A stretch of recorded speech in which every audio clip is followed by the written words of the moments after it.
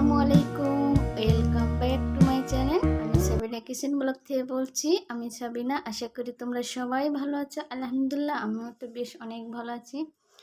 তো এটা দেখতে পেলাম আমাদের শুক্রবারের ব্লগ। আজকে শুক্রবার কি কি রান্না থাকতেছে সেটা তোমাদের সাথে শেয়ার করব। কারণ শুক্রবার মানে না একটা আমার কাছে বিশেষ দিন, কারণ ওর বাবা আমাদের সঙ্গে একসঙ্গে ভাত খায়। আর এটা আমি রাত থেকে এই ব্লগটা শুরু করলাম। রাতে একটু সবজি রান্না করব, পালং শাক। পালং শাকের সঙ্গে আমি নিচ্ছি ডাল, বেগুন আর আলু, কয়টা সবজি অ্যাড করব। তারপর একটা শুকনো লঙ্কা নিলাম আর একটু ফোড়ন নিলাম, পাঁচফোড়ন দিয়ে এই পালং শাকটা রান্না করে দেখবেন, এত টেস্টি আর এত মজা খেতে। কেননা এটা আমি সুন্দর করে আগে ভেজে নিচ্ছি। পেঁয়াজ আর শুকনো লঙ্কা ফোড়ন সব কিছু আগে ভেজে নিব। তারপরে সবজিগুলো আমি তেলেই ভেজে নিব, তারপরে পালং শাকটা আমি দিয়ে দিব। তা আমার পাশে থাকো বন্ধুরা, ভাইয়েরা সবাই, আমার সঙ্গে থাকো। আর যারা অলরেডি আমার ভিডিওটা শুরু করেছো তাদেরকে অনেক অনেক ধন্যবাদ। তোমরা সবসময় আমার ভালোবাসা দিও, আমিও তোমাদের সঙ্গে এরকম সুন্দর সুন্দর ভিডিও দেখার উৎসাহ দিব, আবার ভিডিও নিয়ে আসব। আর আমার ভিডিওর মাঝখানে না অনেক ভিডিও কাপাকাপি হয়, মানে একটু সমস্যা হয়। আমার টাইপডটা ভেঙে গেছে, আমি হাতে ভিডিও করতেছি। তা টাকার সংকটে আমি টাইপডটা নিতে পারতেছি না। তা তোমরা আমাকে বেশি বেশি করে সাপোর্ট না করলে আমি তো কিছু এগোতে পারবো না। তোমরা যে আমাকে সাপোর্ট করো তাহলে মনের ভিতর একটা আমার আনন্দ জাগে, উৎসাহ জাগে। মাঝখানে আমি কিন্তু 5 মাসের মতন আমি ভিডিও গ্যাপ রেখেছিলাম। তো ওটার আমার রাতের রান্নাটা কমপ্লিট হয়ে আমরা রাতে খেয়েছি, ওইটা দেখাইনি। তারপর আজকে শুক্রবার আর বাবা বাসায় আছে, এর কারণে একটা মুরগি নিয়ে এসেছে, এটা সোনালি মুরগি বলে। আর আমি লাউ আগে থেকেই কাটে রাখছিলাম। তা চিংড়ি মাছ দিয়ে লাউ রান্না করব। আর এটা মুগরি, দেখো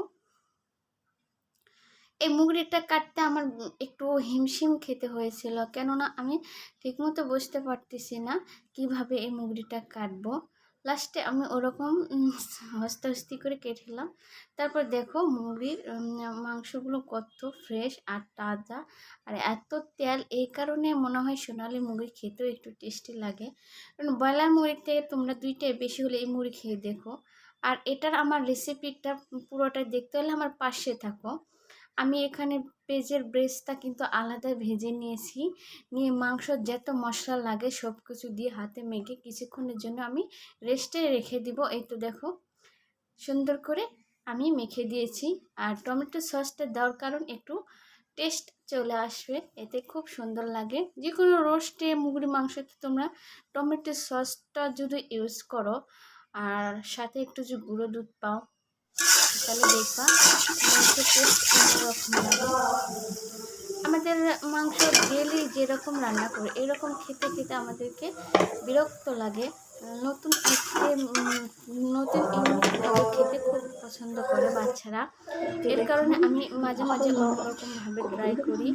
আর ওইটা আমার লাউ রান্না ছিল, আর মাংস রান্নাটা তারপরে এটাকে ঢেলে নিচ্ছি হাঁড়িতে, পরিষ্কার করে রেখে দিব।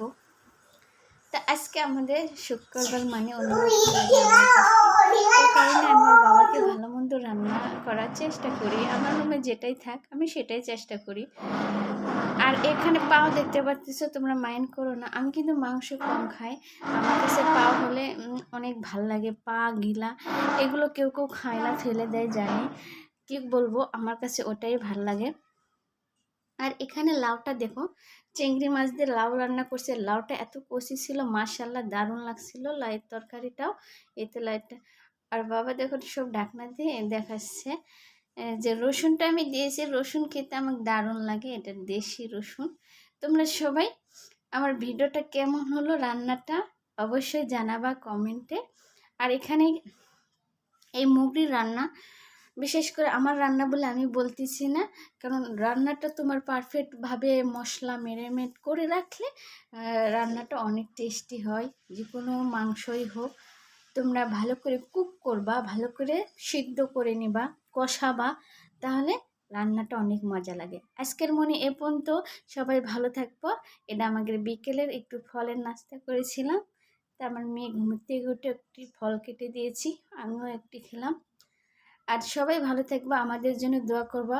পরবর্তী ভিডিও পাওয়ার জন্য আমার চ্যানেলটাকে অবশ্যই লাইক সাবস্ক্রাইব করে আমার পাশে থাকো। জানি না ইদানিং আমার প্রিয় ভাইয়েরা আপুরা আমার লাইক কমেন্ট করা বন্ধ দিয়েছে, কি বলবো।